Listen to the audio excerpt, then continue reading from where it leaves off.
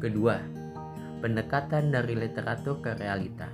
Ada 2 langkah yang dilakukan jika kita menggunakan pendekatan ini, yaitu langkah pertama, penelitian menelusuri dan mengkaji pustaka-pustaka dalam bidang kajian tertentu yang spesifik atau terfokus. Ingat, sesuai minat. Dari kajian pustaka tersebut, penelitian biasanya menemukan masalah penelitian yang merupakan pendalaman dari pustaka-pustaka yang dia baca. Yang kedua, setelah menemukan masalah dari studi pustaka tersebut, maka kita masuk ke dalam tahap selanjutnya. Penelitian melakukan cross-check terhadap realitas yang ada. Apakah masalah yang dia temukan dari kajian pustaka masih relevan dengan realitas yang ada atau tidak? Kalau masih relevan dengan hasil cek lapangan atau observasi, maka masalah tersebut layak untuk dilanjutkan ke tahap penelitian. Namun sebaliknya, berdasarkan hasil cek lapangan atau observasi tersebut sudah tidak relevan, maka masalah yang ditemukan dari studi pustaka tersebut tidak layak untuk dilanjutkan ke dalam penelitian. Lalu, bagaimana tips untuk melakukan kajian atau studi pustaka? Ada 3 hal yang harus diperhatikan, yaitu pertama, batasi lingkup pustaka yang akan dikaji sesuai dengan minat. Masih ingat kan pada slide terdahulu tentang masalah penelitian yang baik itu? Jika memenuhi syarat, yang pertama data tersedia, yang kedua sesuai dengan kualifikasi atau minat, yang ketiga metode penelitian dikuasai, yang keempat tersedia dana yang cukup, yang kelima memiliki waktu yang dibutuhkan. Jadi pustaka yang dikaji harus sesuai dengan minat.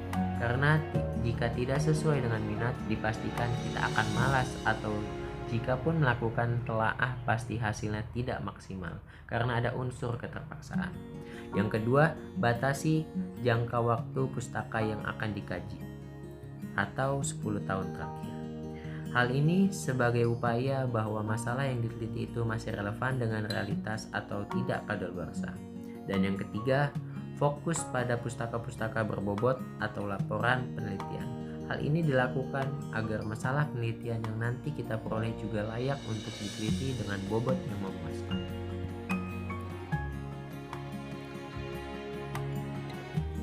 Oke, baik, setelah kita membahas berbagai teknik dan strategi menggali masalah, dan kemudian setelah masalah itu diperoleh, maka bagaimana kita merumuskan masalah penelitian tersebut?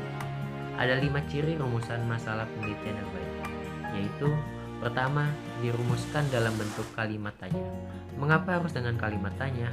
Hal ini karena merupakan masalah yang memerlukan jawaban, dan yang memerlukan jawaban harus berasal dari kalimat tanya.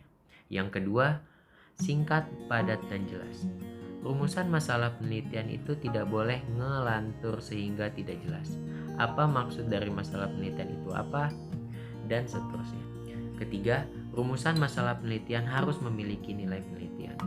Hal ini maka rumusan masalah penelitian selain harus dirumuskan dalam bentuk kalimat tanya, singkat, padat, dan jelas, juga harus mengandung nilai kepenelitian.